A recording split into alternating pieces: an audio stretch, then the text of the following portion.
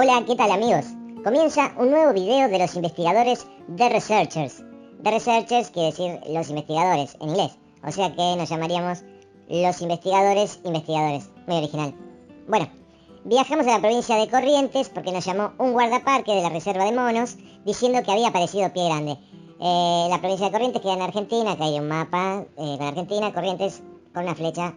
Esas Corrientes, pim, pim, pim, pim. Viajamos en una camioneta 4x4, viajamos un montón, llegamos a la reserva de monos, estaba lleno de monos. Los turistas muy asustados, imagínense un turista que va con su banana para darle a un mono pequeño y se le aparece un pie grande. Un pie grande no es como King Kong, pero bueno, es como un gorila, es un mono de un tamaño importante, casi como una persona.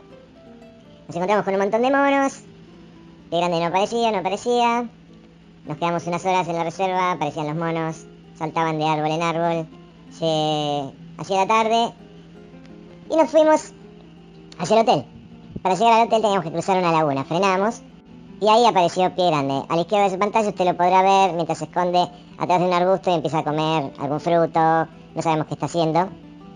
Ahí lo vamos a repetir. Entra pie grande, se esconde y Hugo sale corriendo. Ustedes dirán, lo va a ir a atrapar, va a tomar imágenes del simio. No, se fue a fijar si el puente estaba en condiciones para cruzar. Muy bien, cruzamos el puente, llegamos al hotel. Al revisar estas imágenes de la GoPro que colocamos en la camioneta, pudimos ver a este pie grande que aparece en la reserva de monos de Iberá.